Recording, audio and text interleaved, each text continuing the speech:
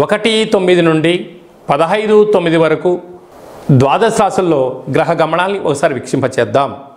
వృషభ రాశిలో దేవగురు బృహస్పతి శత్రుస్థానంలో సంచార స్థితి, మిథున రాశిలో కుజ భగవానుడు, కర్కాటక రాశిలో బుధ భగవానుడు, సింహరాశిలో ఏడాది తర్వాత రవి భగవానుడు, కన్యరాశిలో శుక్రుడు మరియు కేతు సంచార స్థితి, కుంభరాశిలో శని భగవానుడు వక్రగమన సంచార స్థితి, మీనరాశిలో రాహు భగవానుడు సంచార స్థితితో ద్వాదశ రాశుల్లో గ్రహ గమనాలు ఈ విధంగా ఉన్నాయి.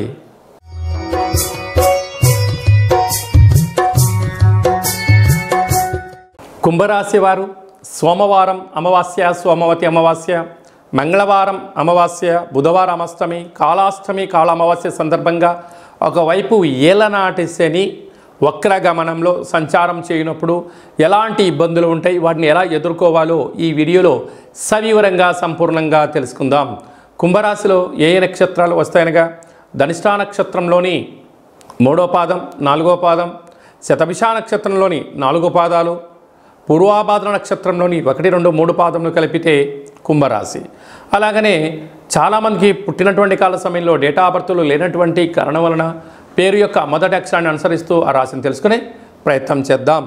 గు, గే, గో, సా, సి, సు, సే, సో, ద అక్షరాల వారందరూ కుంభరాశి జాతకులే.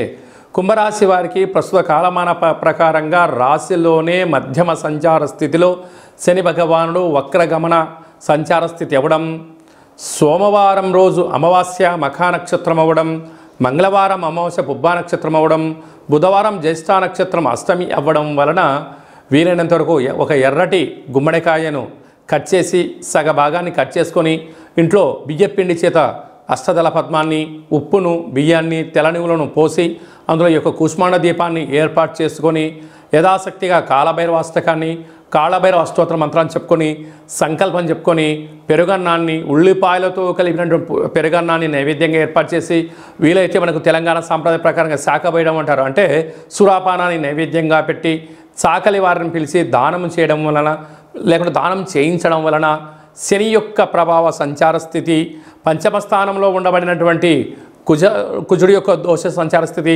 అర్ధాష్టమ గురు దోషం తొలగిపోయి అందము, ఆనందము, ఆరోగ్యము, రుణ, రోగ, శత్రు సమస్యలు తొలగిపోతాయని చెప్పి గమనించగలగాలి. కనుక వీలైనంత వరకు మీ జన్మ నక్షత్రం రోజున, అష్టమి రోజున, అమావాస్య తిథి ఎందున దూర వాయు జల ప్రయాణాలు పెట్టుకోవద్దు. ఉండబడిన దాంతో ఆనందంగా ఉండండి. లేని దాని గురించి పెద్దగా ఆలోచించొద్దు. ఆరోగ్యమే మహాభాగ్యము. కనుక సీజనల్గా వచ్చే వ్యాధులు మిమ్మల్ని కవలించజేసే పరిస్థితి ఉంటుంది. వేలకు తిండి, గోరువెచ్చని నీరు, గోరువెచ్చని ఆహారము, వీలైనంత వరకు సూర్య నమస్కారం చేసే ప్రయత్నం చేయండి. గోవు కానీ, బ్రాహ్మణుడికి కానీ, స్త్రీమాత కానీ దానం చేసే ప్రయత్నం చేయండి. మీ కర్మను దానం చేసుకోండి. ఐశ్వర్యానికి స్వాగతం పలకండి. అలాగే సాఫ్ట్వేర్ వారు, హార్డ్వేర్ వారు, యానిమేషన్స్, సినిమా రంగాలు, వ్యవసాయ సోదరీమణులు, హోటల్ వ్యాపారం నడిపించేంతవరకు శుచి, శుభ్రత, ఓపిక అవసరమని చెప్పి గుర్తుపెట్టుకోవాలి. 2/9/2024 మనకు సోమవారం అమావాస్య, శ్రావణమాస అమావాస్య, అందులో మఖా నక్షత్రంతో కూడుకున్న అమావాస్య రావడం వలన సోమవతి అమావాస్య అంటారు. ఆ అమావాస్య సోమవారం అంతా సంపూర్ణంగా ఉంటూ 3వ తారీఖు ఉదయం 9 గంటల వరకు కూడా ఉంది. కనుకనే మనకు మంగళవారం కూడా అమావాస్యగా పరిగణించగలగాలి. కనుక శ్రావణమాస అమావాస్య సందర్భంగా కాళ అమావాస్యగా మనము గమనించగలగాలి.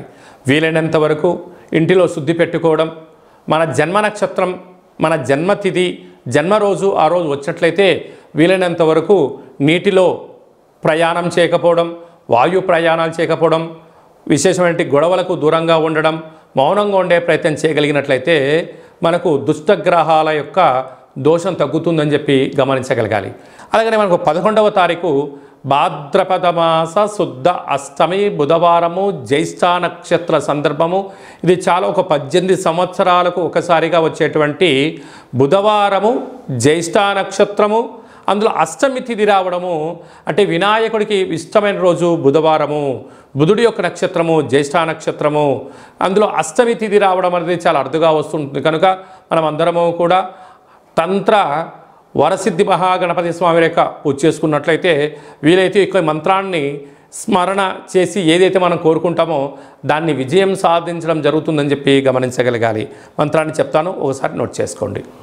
ఓం శ్రీం హ్రీం క్లీం గ్లౌం గం గణపతయే వరవరద సర్వ కార్యం అంటే మనం ఏదైతే కార్యం అనుకుంటున్నామో ఆ కార్యం పేరు అనుకొని వశమానయ స్వాహ అనేటువంటి మంత్రాన్ని ఒక 27 సార్లు తగ్గకుండా రోజుకు ఒక 108 సార్లు ఈ మంత్రాన్ని ఉచ్చరింప చేయగలిగినట్లయితే మనకు కష్టాలన్నీ తొలగిపోయి ఐశ్వర్యానికి స్వాగతం పలుకుతూ ఆ పని మనకు అనుకూలించేటువంటి విధంగా తంత్ర తాంత్రిక వర కాల విఘ్నేశ్వర స్వామి యొక్క ఆశీస్సులు మనపైన ఉంటాయని చెప్పి కూడా గమనించాలి.